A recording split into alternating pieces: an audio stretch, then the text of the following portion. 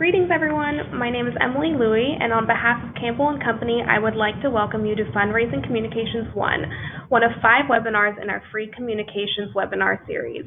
Thanks for joining us. Before we begin today's presentation, I'd like to quickly go through some logistics for those of you who may be new to our webinar. First off, please close any programs other than GoToWebinar that are running on your computer.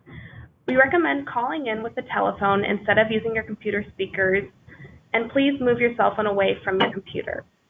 If you experience issues, please send a chat to Campbell & Company or contact GoToWebinar at the number on your screen. Today's webinar will last 60 minutes, and you'll earn 1 continuing education credit that is good with your participation with CFRE International. Within the next 24 hours, you will receive an email from GoToWebinar that includes information on how to download your certificate.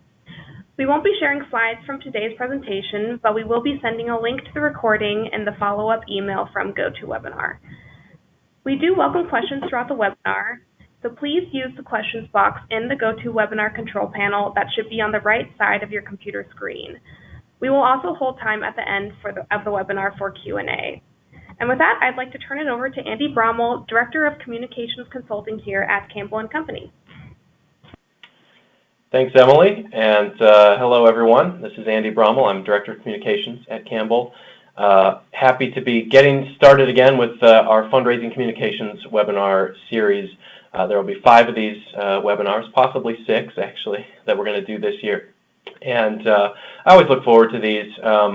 For some reason, I always seem to get sick when we have webinars, so I'm a little bit sick today. So if I say anything particularly dopey, let's just pretend it's because of that.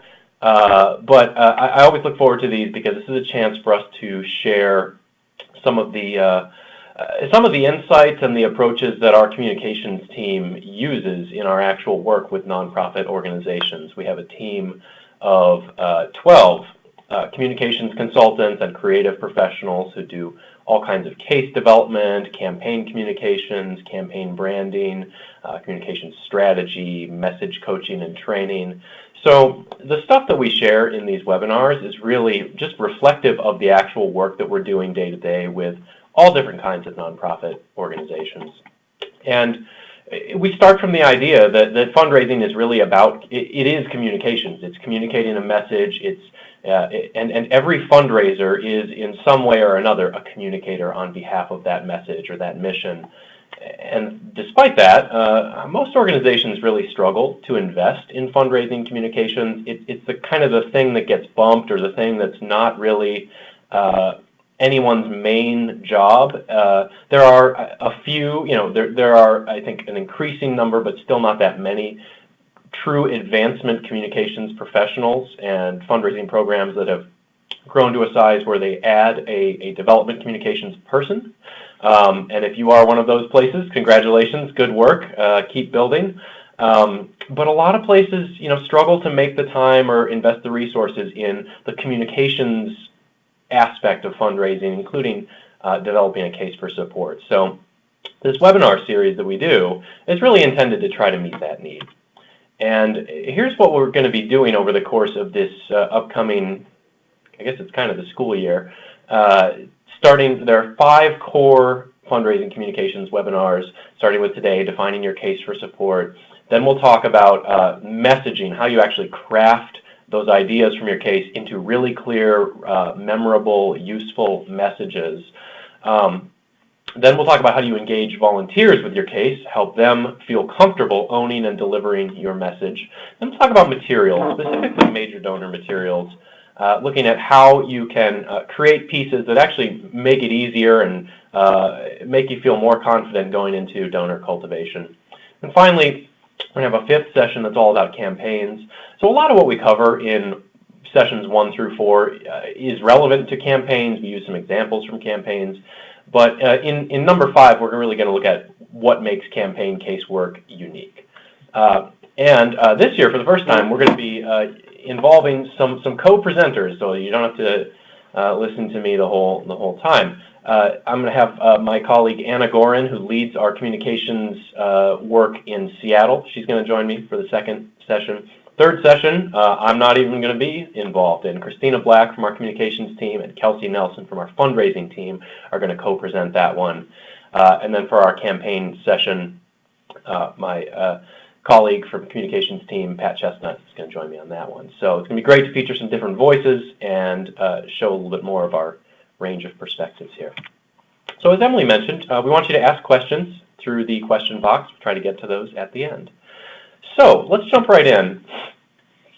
When we talk about your case for support, let's start with just a quick working definition. We're all probably familiar with this as a general concept.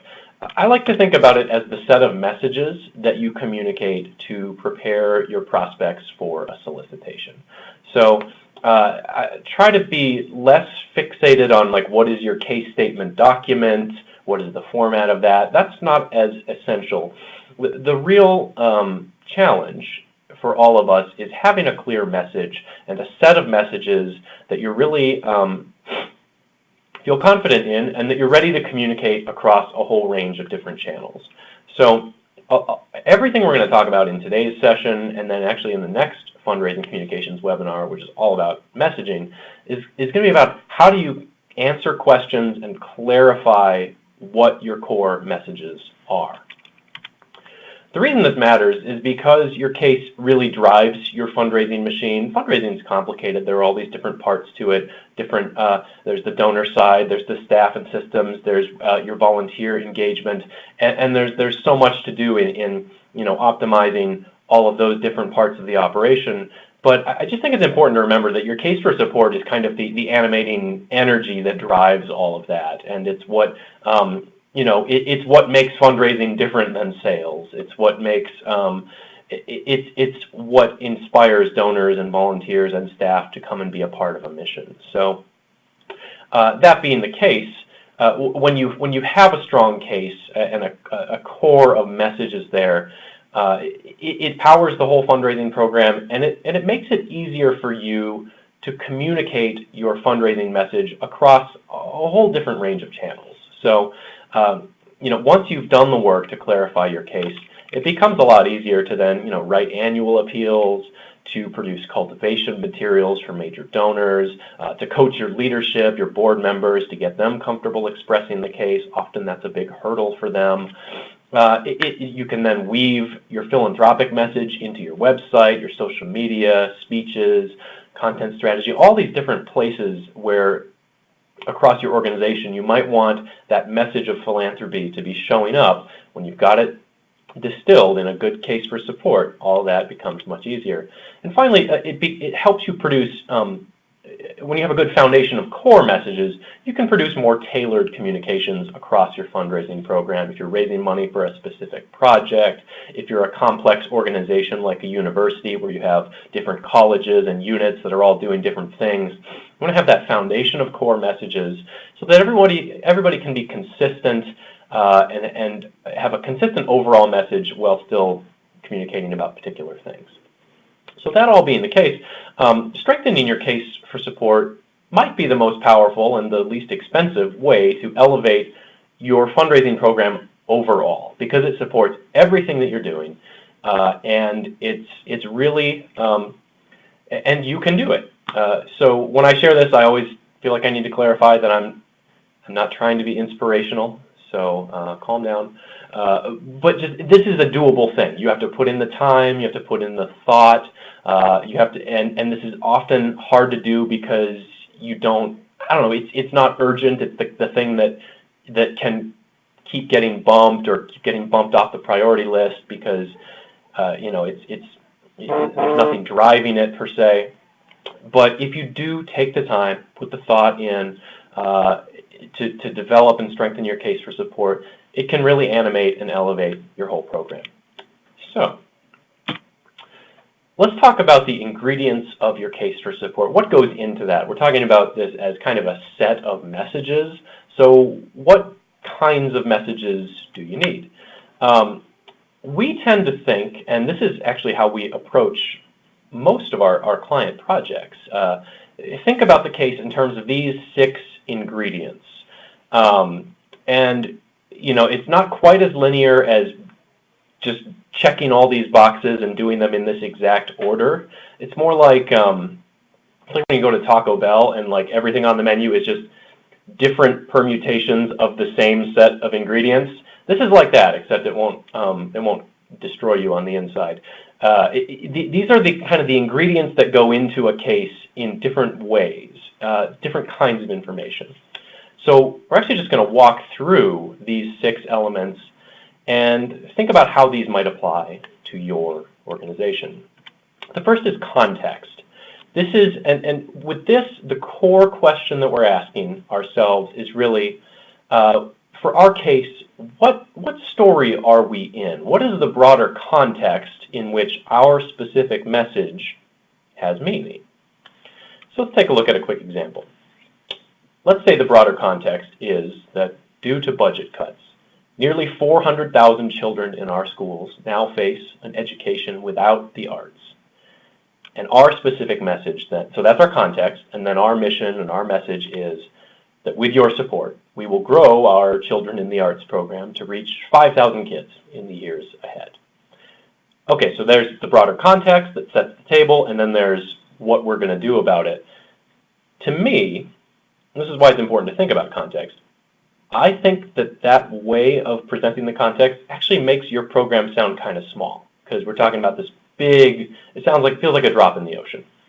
So what if we position the context differently and said that over the last 5 years, we've built the city's most exciting new arts education program, delivering measurable impact for every child as we've grown to reach 1,000 children every year. And now, with your support, we're going to grow that program to reach 5,000 kids in the years ahead. So the second part is the same. All we've changed is the context, that sense of like, what story are we in? Let's look at another example. Let's say the story, the context, is that our school is great today because every generation of parents and alumni has stepped up to invest in making us stronger for the next generation. That's our story. It's kind of a history story, like a legacy kind of story. And so now it's our turn. So, by the way, the reason I'm using like shapes for these, and you see the different sort of relationships of the shapes in these examples, is because the way you set the context is kind of what gives shape to your case. What's the shape or the arc of that story that you're telling? It often is really set by how you frame the broader context. What kind of information are you providing about your community, about your history, about the world around you that then makes your intervention meaningful?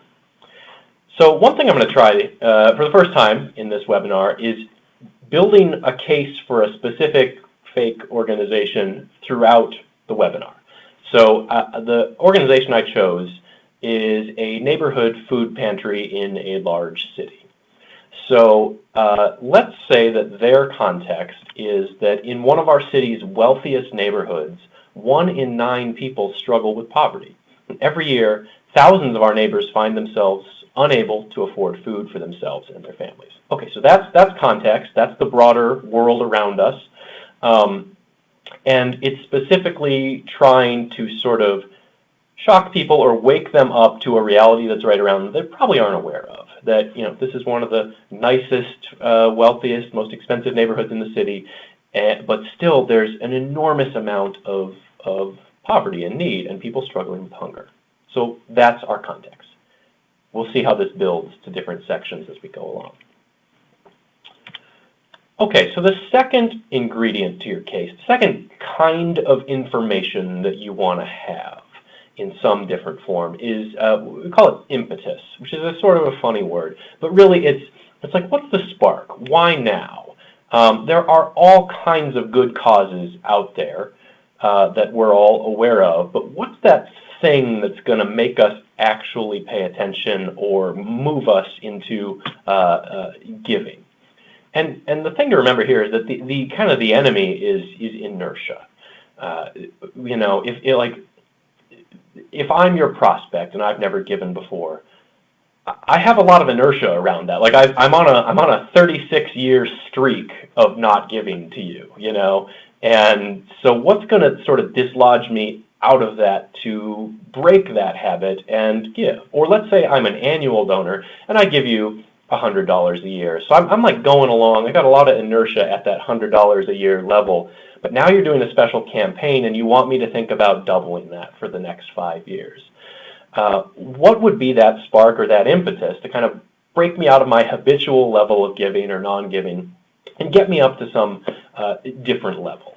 So this is, when we talk about, and the way you'll hear this is when you take your case to your board members and you give them a sort of a draft of it and they say, well, this is all nice, but where's the urgency? Or so what? They'll ask you some question that says, this is all nice, but what's the thing that would actually make me sit up and pay attention to this?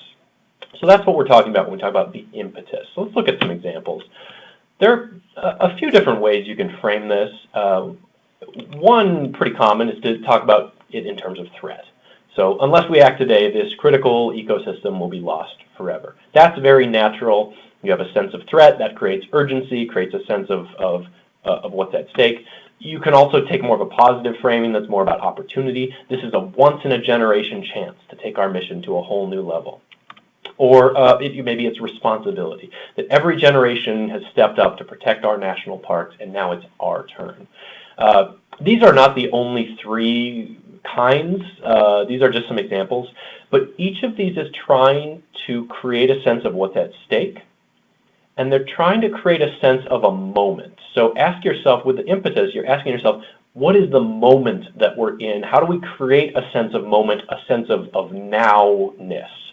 And the reason I used colors for this instead of shapes is because the decisions you make about the impetus often really set the color or the tone of your case. Does it feel urgent because of threat, because of excitement, because of opportunity? Is there a sense of responsibility? Like, you're setting a lot of the emotional tone in how you frame the moment and what's at stake.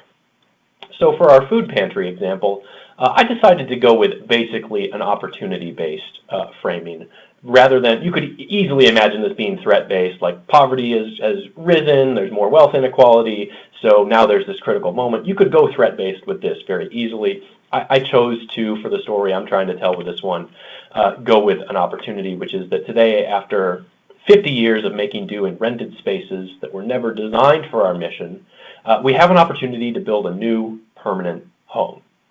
So there actually is still a little bit of that negative in there, like we're making do in spaces that were not designed for us. So there's a bit of that edge or that sense of what's bad about the current situation that we have to respond to. But fundamentally, this is an opportunity framing. So that's what's up at our food pantry. Okay, let's move on. The next ingredient is the vision. And here the big question is, what will be different? This is, you might also think of this as sort of the so what question, or what's the impact. But this is pretty important and can be one of the, I think of this as kind of simple but hard. Like, it's not complicated, it's just difficult. You're trying to think about, if somebody only remembers one big idea from your case, what should that be? Or if they only have like a global sense of like the before and after, what you're actually doing and what they can feel that's going to be different, what is that thing? So here are some examples. Our vision is that we'll be able to accept every qualified student regardless of their family's means. Or our vision is that we're going to build a new kind of museum for our community. Or our vision is we're going to expand our program to reach 200 more families every year. Or, and this is the actual vision statement of the Alzheimer's Association, our vision is a world without Alzheimer's disease.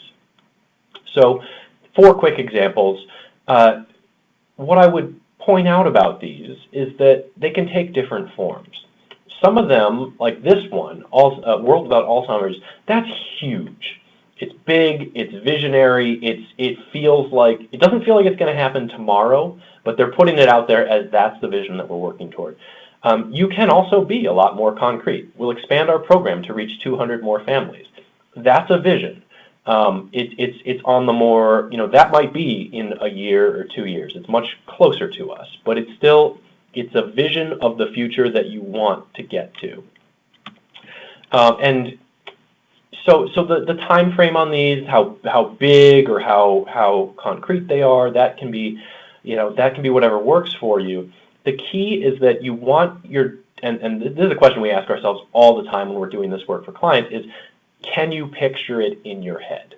If I'm the prospective donor, can I sort of see it in my mind, feel what it would be like, and do I feel like I want it? So every case needs something like that when you hear it, it's vivid. It uses experiential language, like you can kind of almost get there in your mind, but you want to be there. So that's how we approach the vision. So for our neighborhood food pantry, based on what we set up in the impetus and the context, the vision here is to build a new home for our mission. It's going to set the standard for food pantries across our city, giving people dignity, hope, and a path out of poverty. So we'll see how that plays out as we keep going. The next kind of information, the next ingredient in your case is the plan. And the question here is, what are we actually going to do with your gift? If I've put this big vision out in front of you, what are the actual projects or programs or steps that we're going to take that make you believe that this is real and credible and ready to happen? So if you're in a campaign, this kind of org chart type structure that I've shown on the screen here, this is how you might think about that with, you have your big campaign vision, but then you have specific projects that advance that vision. Or if you are just raising money for a specific project or for your annual case or whatever, your annual fund, you might have your sort of vision that you're working toward and then have, sort of supporting proof points or programmatic initiatives or, this can be different kinds of things, but in the plan section of your case, what you're really trying to do is convey this is real, we've done our homework, the vision is achievable, and we're ready to actually do it, and if you invest in this, you can feel confident about that. So the main goal here is not to just overwhelm people with detail, but actually to really answer the question of what information does your donor need in order to feel good about investing. And often that really depends on the donor or on the situation. So let's go back to for a food bank example. If you're talking to a small donor, they probably don't need. Now, a food bank is an institution that most people, from a donor standpoint, are pretty remote from. They're not going there. They may probably have never been inside it. They don't necessarily know or don't know that they know the clients of your food bank. So they're kind of a low information audience. They might need basic information on the food bank. Who do you serve? They might like to know, how many meals does my gift buy, if that's a way that a piece of information you can provide.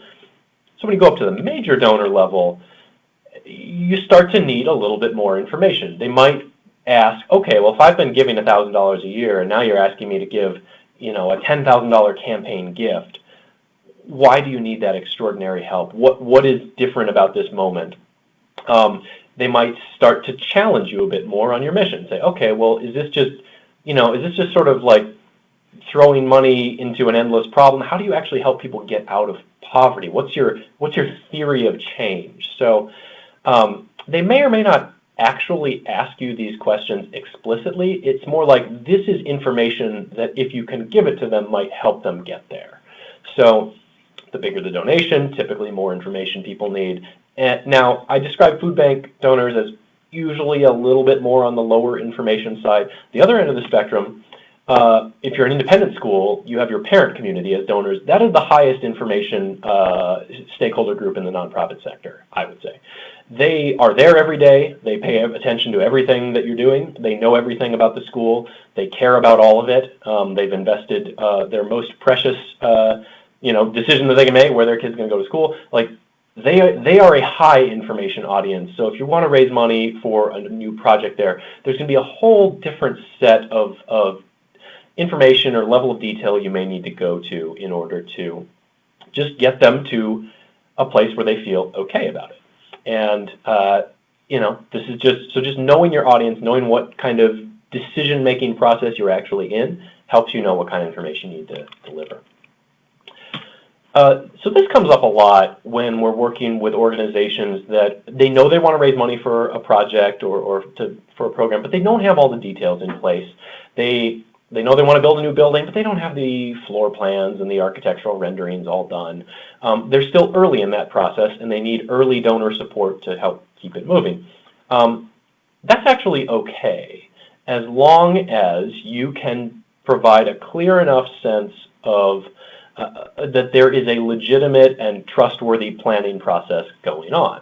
So if you don't have all the details, you can focus more on the benefits. So this was from an example from a theater we were working with that they basically reached the end of what they could possibly do in the space that they had, and now they needed to build a new one. And this is like a community theater that was very important to its local community. So they didn't have the blueprints, but they knew that regardless of what the exact square footage turned out to be, they were going to build a new theater that ensured that their community had great theater, that was going to enable them to double the educational programs. It's going to take their stagecraft and production capabilities to a whole new level. It's going to be a much better experience for the audience. It's going to be a much better working environment for the artists, which would also help them attract directors and actors from out of town. So, without having all the square footage worked out, they were still able to tell a clear enough story about this is the kind of thing that we're doing.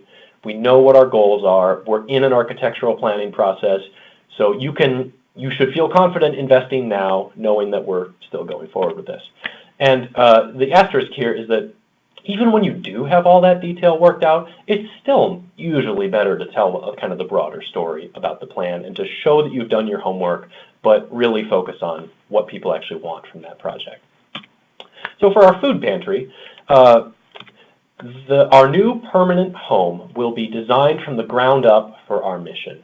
It's going to be ready to meet the full need in our community, serving hundreds more people every week. And it's going to be built to connect our clients to a wide range of social services on site to help them chart a path out of poverty. So they come in the door for food, but the way we're designing this, we're actually going to be able to connect them to all the services they need beyond just food. Fifth element, piece of your case, the fifth kind of information that you want to be thinking about is the credential. And the question here is, why us? Let's say I care about a mission, I care about an issue, but for most issues, there's a range of organizations working on that issue, especially in places like, the environment, conservation. There are different kinds of social services all overlap in the kind of issues and concerns that they address. So why are you the right organization for the job? Okay, so I'm not going to go into this in a lot of depth because this is the kind of stuff that you're probably already pretty good at.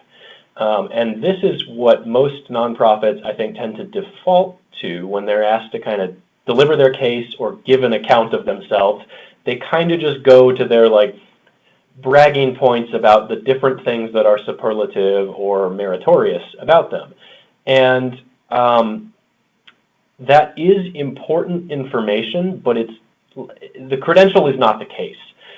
We see a lot of first drafts of cases or things that organizations communicate that just start with for 200 years we've been the leading such and such organization in our community, and here are the awards we've won, and here's the the thing that here's our big numbers of impact, and here's the things that we do better than anyone else.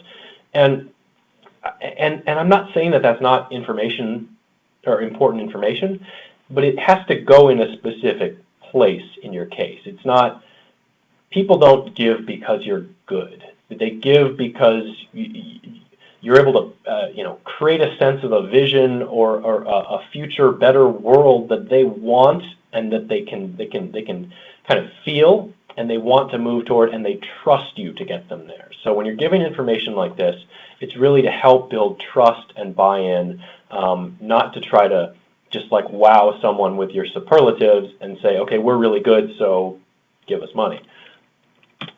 So we like to look, one good way to approach this is to look for examples and stories that say it all. These are just a couple from clients that I thought were great. This is from a public media company. When the recession hit and media outlets across the country faced new pressures, some of them failed, some of them cut back, and others went heavy on opinion and entertainment. We decided to go all in on serious journalism. So that's telling you a bit. It's a credential about who they are, what kind of, what their heart and soul is. Or when our elected leaders wanted to initiate a new citywide discussion on police-community relations, they turned to our university to lead it and to host it. So that's saying you're showing trust, you're showing stature, you're showing the sort of integral role that this university plays in its community through the proof point of a good story.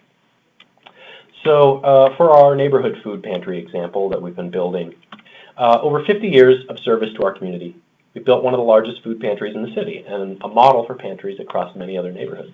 We've helped tens of thousands of people keep their children from going to school hungry, live with dignity in old age, or get back on their feet after an unexpected job loss. And here you might tell a story about a specific person, a specific client, or 2 or 3 different clients. So again, stories are a pretty good way of proving your credential rather than sort of a show versus tell kind of thing. Okay, final piece of information, the appeal. Sometimes we actually forget about this because we sort of feel like once we've made our case rationally and logically and persuasively, that, well, of course they're just going to give, right? But we actually we do have to ask. And the appeal is not just like, okay, so please give. When you get to that part in your case, you are asking the donor to play a specific role. So with this element of your case, you're asking yourself, what is that role? What are we asking the donor to do? And that can take a lot of different forms. It can be giving back. It can be about leaving a legacy, being a leader, being part of the solution, join us, be part of something, live your values. So what these are sort of getting at is like, what's the feeling you want them to have about themselves when they give? Like, what's the story about themselves that you're giving them the chance to kind of inhabit or tell themselves? To think of themselves as a good person, a leader, someone who sees a great solution and makes a smart investment to help solve a problem. There's all these different kind of emotional facets to that. And any one of them might be right or wrong for you. The point is just, it's a part of your case that you actually do have to stop and think about and be specific about. So for our food pantry, it's simply to step up today to help thousands of our neighbors build a path out of poverty. The appeal here is really about being a good neighbor, the sense of yourself as a member of a community. I think for an issue like hunger, which is so community-based, the sense that this is around you, that it's relatable to you, that it's someone you interact with every day, you set up an appeal that's about like, don't you want to be the kind of neighbor that helps your neighbor out? So that's where the appeal goes here. So these are the 6 elements. These are the ingredients. And I've presented them in this order, but I just want to make clear, they don't have to necessarily always go in that order. There's some kind of natural, logical sequence to some of them. Like typically you don't want to get into the plan details before you've introduced the vision. Often context comes early because you're framing the big picture. Credential can often go kind of anywhere based on where it fits in best and flows the best.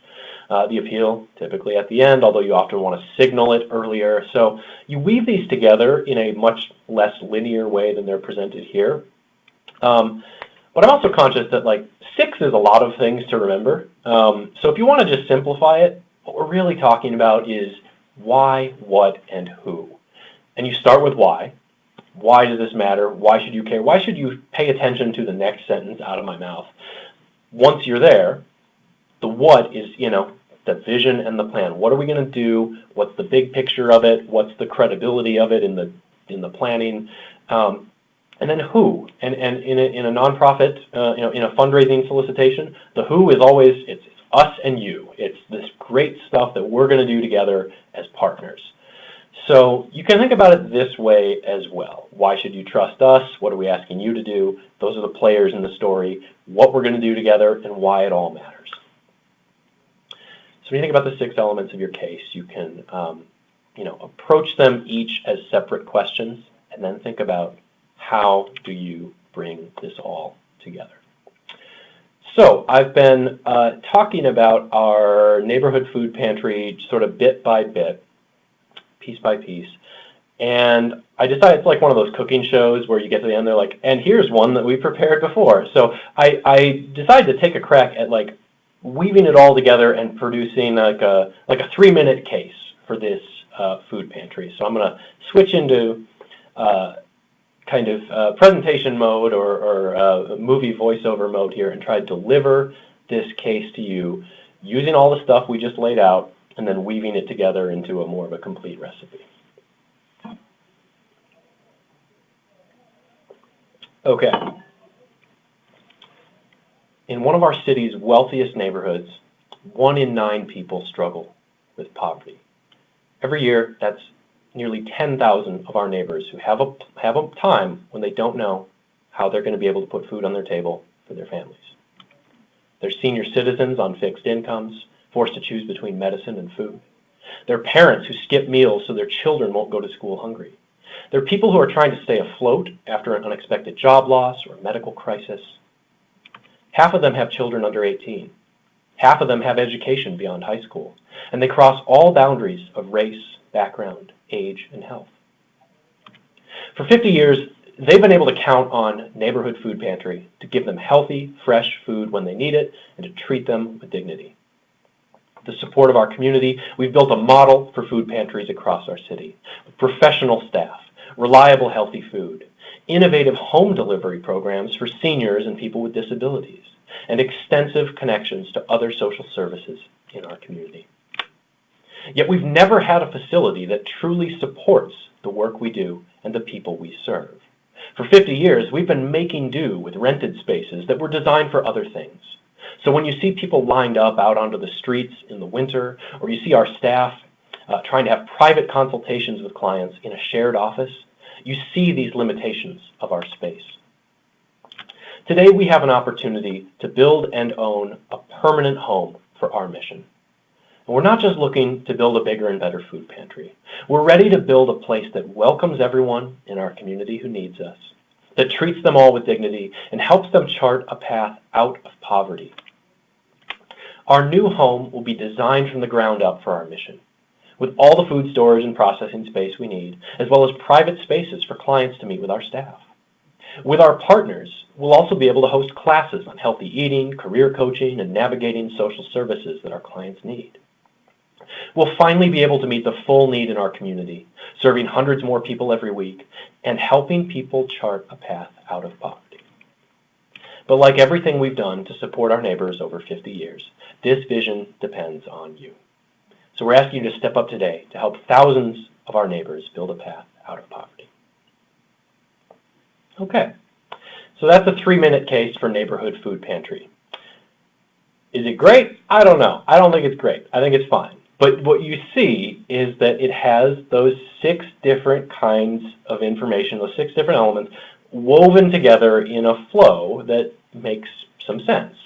And it's mostly using pretty simple, pretty straightforward language. There's nothing in there that only works written down, but you can't say out loud. There are a lot of little. It's written with the intention that there would be bits in there that your board members could actually remember and could say out loud in their own words, because we're trying to have really clear, simple language, simple messages that you can build around. You could do a more formal grant proposal from this. You could dress it up. You could build it out. You could turn it into a video script. You could give it a talking points to your leadership. It's pretty flexible, but the point is it's trying to be clear about those core messages. So everything I've been talking about thus far is really about like the substance of your case and the like what actually goes in there. But the other piece of this that's really important is process. How do you get there? And I'll tell you, this is like half of the battle. This is at least as challenging as the actual like intellectual writing task of case development. Is really the keeping everybody involved, building an inclusive process, building consensus, and getting people on board with your case. So I want to offer just a few thoughts on how to approach a case development process. So first, you need to involve the people who you want to own and use the case. It's pretty hard to just like go hide in your office, write a case for support, and then go deliver it to people and say, here you go. Some of them might take it and say, oh yes, this is great, thank you for just doing this for me. But in a lot of cases, if you want people to actually feel like they're comfortable using it or owning it or expressing it, they need to have their fingerprints on it. Doesn't mean you need to write it by committee. In fact, you probably don't want to do that. You want to have probably one assigned author who owns the document and owns the process, but you want to involve people and facilitate a structured discussion of these key questions. So everything I've just been going through, these 6 different elements, essentially, the way we presented those, each of them is basically a question or a set of questions you're asking yourself. What's going to be different? Why does this matter? What's the broader storyline that shapes this? What's the right tone or the emotional tone that we want this to have?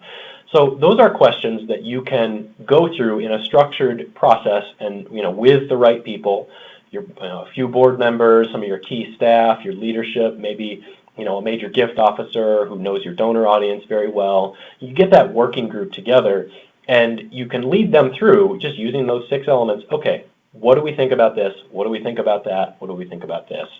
And then you can go back and weave that together into a draft. So you're still, the writing is still owned more closely, but the thought process is inclusive, and you're having people help you set that direction. Kind of like we've done here, we want to generally really focus on clarifying the core messages before you write anything long. It's very hard to get to a good finish, a good final product in your case development process if your vehicle for getting there is like a 15-page case statement. If you're just editing and endlessly revising a 15-page case statement, you kind of never get there because there's too much stuff in there that people can nitpick. But if you really focus on, let's have everybody agree on a 1-page, front and back, 2-page set of core messages and outline of the case. Let's get everybody on board with that, get them to sign off on it, approve that. Then we'll go and write, write a brochure, write a presentation, do whatever longer things you want with it.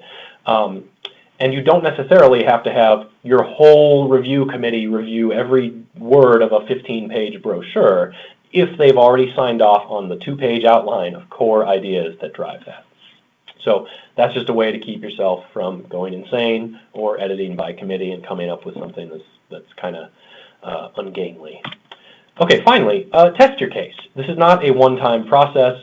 There are a lot of different ways to do this. You can just have like one-on-one interviews with some of your key stakeholders. That's a lot of what happens in a feasibility study for a campaign. Basically just taking a draft version of a campaign case and going and having one-on-one conversations around it to see if it flies.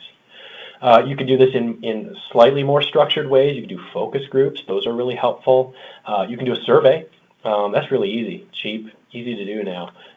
You can do a test presentation to your board or to your advancement committee. Put it in front of them, get their input, get them, ask them to try expressing it in their own words. But this is, your case development process typically isn't really done until you've kind of road tested it a fair amount. And one final thought here. I mentioned this earlier, you don't have to necessarily do all of this using a traditional case statement. And what I mean by that is like what people who've been in fundraising for a while, you think of a case statement as this like 12-page, 15-page document that's narrative, that goes into a lot of detail on all the different pieces. And I'll tell you, we do this for a living. We really don't write case statements like that anymore. Our team does a few of them in a given year for fairly idiosyncratic organization-specific reasons, but it's just a hard way to get where you need to go. They tend to be too long for people to really process or engage with. Nobody really likes a 15-page document. If we're honest with ourselves, we tend to when we're working with organizations, try to use a different kind of vehicle to drive the case development process. So that can be sometimes like just a one-pager, like front and back of a single page.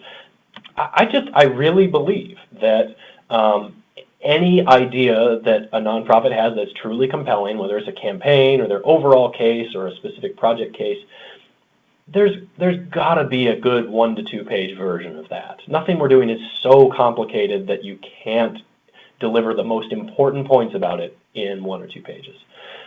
This also, people like, a good solid one-pager that can serve as like a cheat sheet or an elevator speech. Your board members will love you if you can give them a one-pager that says, here are your key messages, here's your elevator speech, here's your cheat sheet.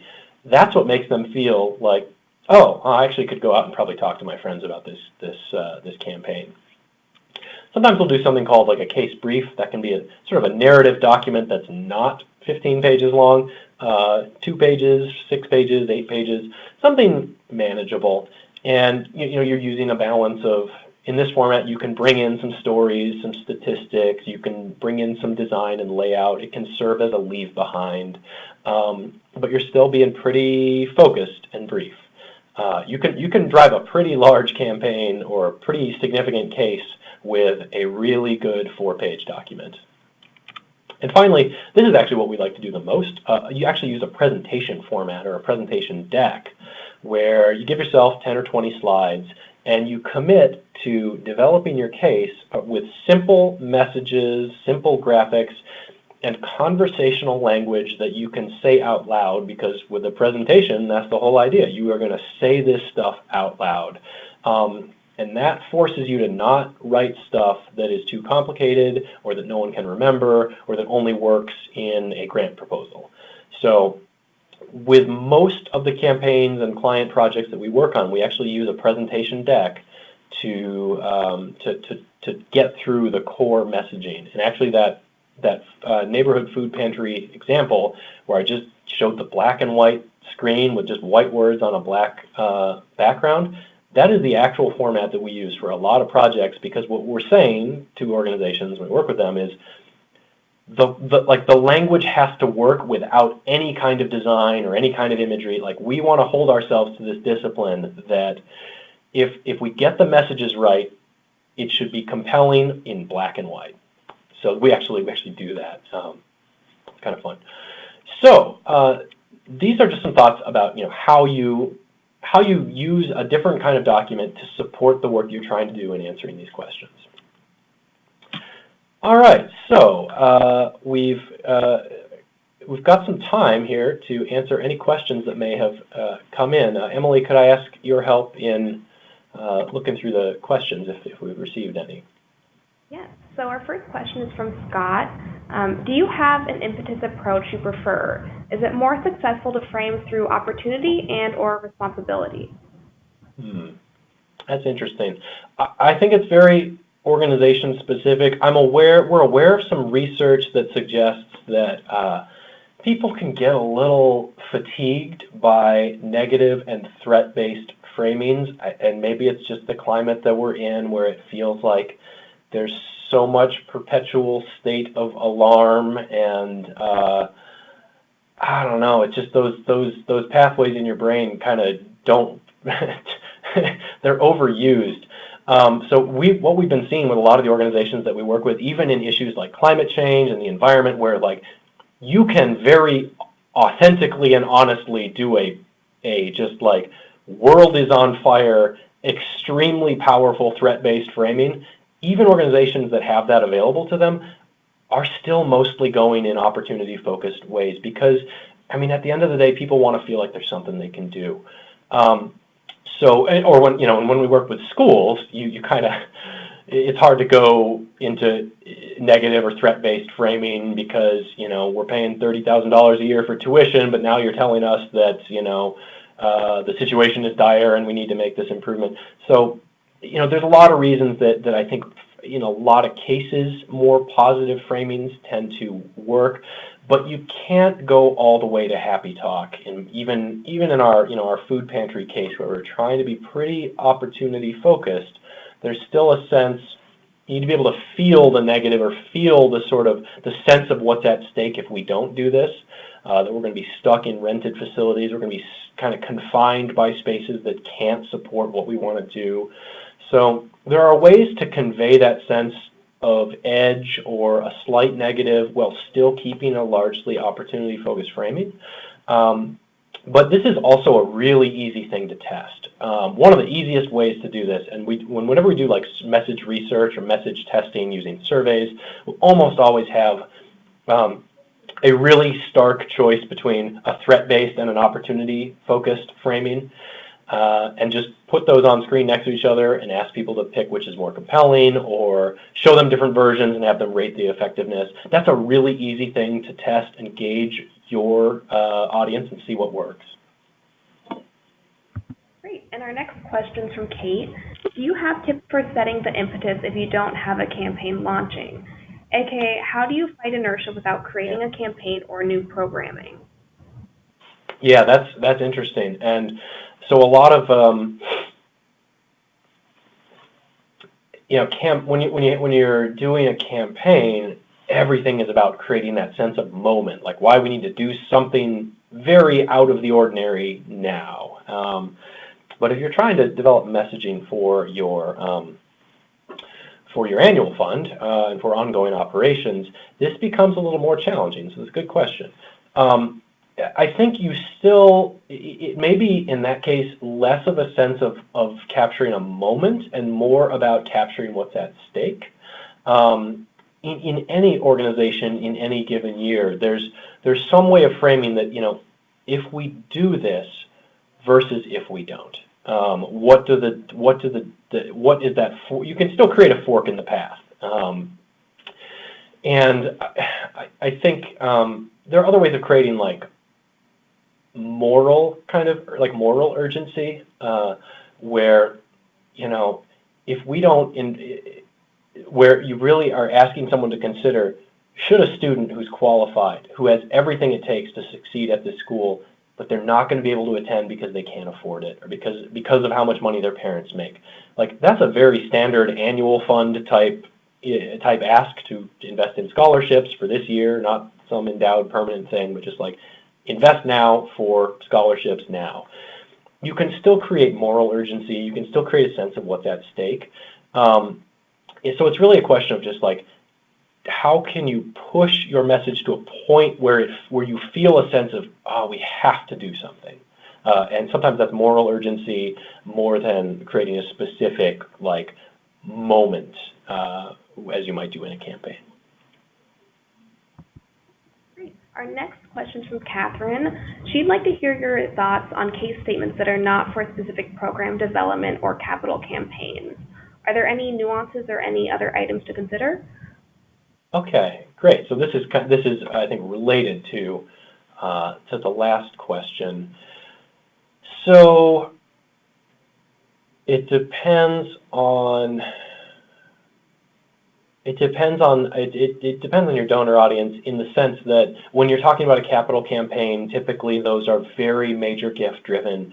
So a capital campaign case will be substantially, at least at first, a really major donor focused case. So if you're not in a campaign and you're doing a broader organizational case, you still have to think about, if you're speaking to major donors, I think a lot of the campaign-like approaches still apply. You just don't. We've actually done a lot of cases for organizations that just want a stronger case that can support major giving, but without a campaign. And honestly, it's almost the same. You just don't have a campaign name in the middle of it. When you're talking about lower level donors, annual fund donors, and kind of just the universal organizational case that you're articulating in your annual fund, then the challenge is just brevity and focus, because you have so much less space and time and attention span to work with. You have to get to that sense of you're leaning much less into like creating a really robust rationale for your donor to make a major investment, and you're much more trying to crystallize what is the very simple vision that people can see and feel and want. What is the very simple sense of urgency that they feel in response to that? And what is the feeling that we're offering them about themselves in how we ask them the appeal? So I feel like you lean more into that like sense of the immediate feeling and just desire on the part of the donor and what their motivation is, rather than the more extended rationale and logic that you build for a campaign or for a major donor. So I hope that's helpful. It is a challenge, I think, to really boil things down for an annual fund focus case. Our next question is from Linda. What role do testimonials play in cases for support, if any? Interesting. Okay, so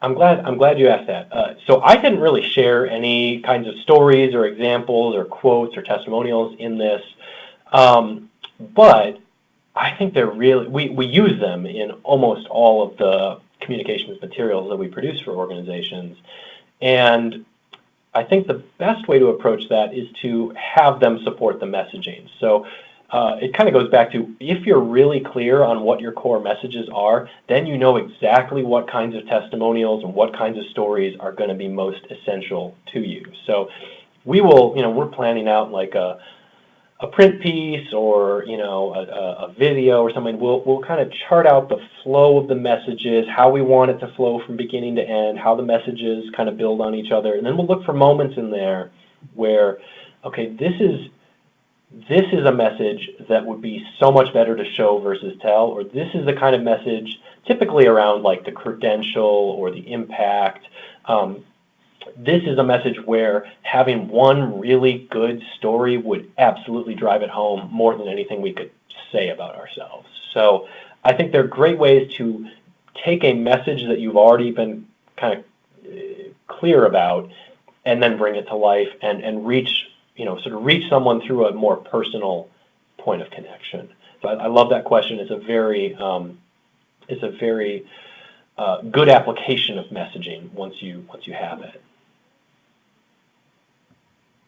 Our next question is from Rod.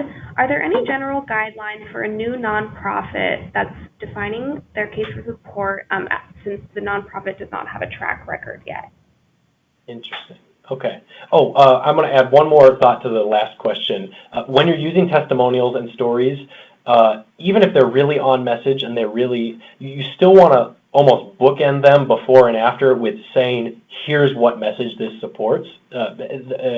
Messages resonate more powerfully the message of a story resonates more powerfully if you say before the story basically what the point is that this story is going to prove.